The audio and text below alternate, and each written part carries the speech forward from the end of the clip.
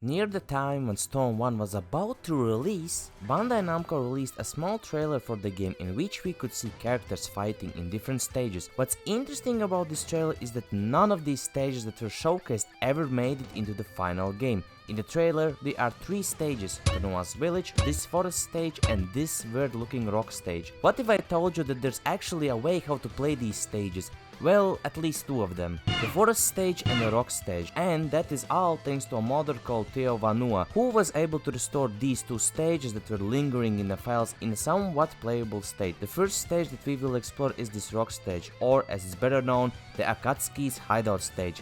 Yes, this stage was actually meant to be in Storm 1. Well, kinda, but not really. Let me explain. Before Storm 1, CC2 wanted to make a new Naruto game called Naruto Ultimate Ninja Next, which would cover the Shippuden arc. For this game, they wanted to create detailed facial animations, which was revealed at GDC 2009 while talking about Storm 1's early development. In the presentation, we can see the Akatsuki's hideout stage being present only during daytime, while in the game files and in the trailer, it appears at dawn. The stage itself is a round shape, with a huge rock wall behind it and the Akatsuki's hideout in front of it. Since this map was never truly finished, it's a bit buggy. If you try to get to the hideout's entrance, you will sadly fall off, since even though the ground looks like water, it isn't and you will just fall straight through it. To be honest, when comparing this stage to the Storm 2 equivalent, we can see that almost everything from Storm 1's version was reused but upgraded a bit in Storm 2. In Storm 2, we are actually able to get closer to the hideout's entrance, while here it isn't fully completed. In Storm 1, if we go to the left or right side of the map, we fall straight through,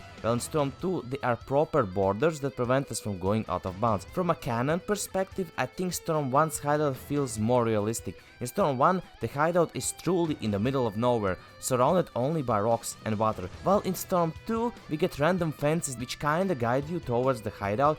I know that in Storm 2 it was done because of the free roam aspect and the way that they designed the area, but I'm just saying, the vibe feels better in Storm 1.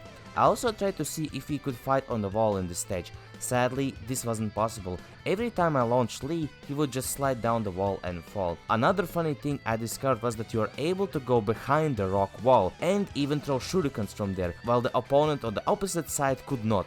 You can also phase through the rocks. One thing I tested was how the map will handle ultimate jutsus. With Naruto's ultimate jutsu, some parts of the animation actually happen inside the rock wall, which gives me the impression that this map was only in the early stages of development and was mainly used for trailers before being scrapped. This stage is interesting but really buggy. Well, it kinda makes sense since it was never truly finished, but I really enjoyed the vibe of this stage. The next and the last stage we are able to play is this forest stage. I believe this stage might have been inspired by the area where Team Kakashi had their first bell test, simply because that also took place in a forest. This map, by design, is different from any other Storm map.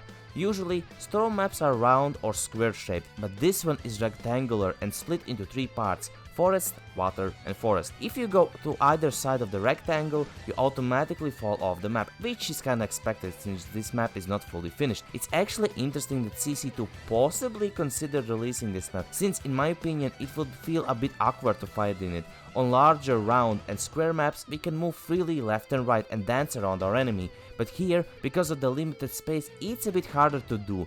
From a canon perspective, this map is awesome, but from a gameplay standpoint, I can understand why they removed it. This map seems to be more finished than the previous one. The trees cannot be phased through and shurikens do not pass through them. The water also works properly. When we stand on it, we actually see the characters using chakra to stay above it, and when a character is being knocked down in the water, he actually floats a bit, so the water works fine. I can also see where they got inspiration for the classic training field, since that map reuses a lot of assets and ideas from this stage. I would honestly consider this map to be training field version 1. I also tested how this map would handle large ultimates like Naruto's, and to be honest, it worked perfectly. There were no clipping issues, no out of bounds problems, and everything stayed inside the stage. This tells me that the map was probably around 80% finished before CC2 decided to scrap it. Why? We will never know. If you want to test this yourself, you first have to download the files from Teo Vanu's video, which will be down in the description. Then you open your Storm 1's folder and simply drop the file there.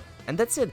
To access the forest map, select the training field stage. To access the Akatsuki's hideout, select Dusky Sky Prayer and you're good to go. I'll be honest, I really enjoyed both maps. I like the Akatsuki's hideout stage because of its eerie vibe and how well it represents the source material, but truly being in the middle of nowhere, without roadblocks like Storm 2. But gameplay wise, yes, proper boundaries would have to be needed to be added, and wall fights would have been a cool addition in this map. The forest map is honestly an 8 out of 10 for me.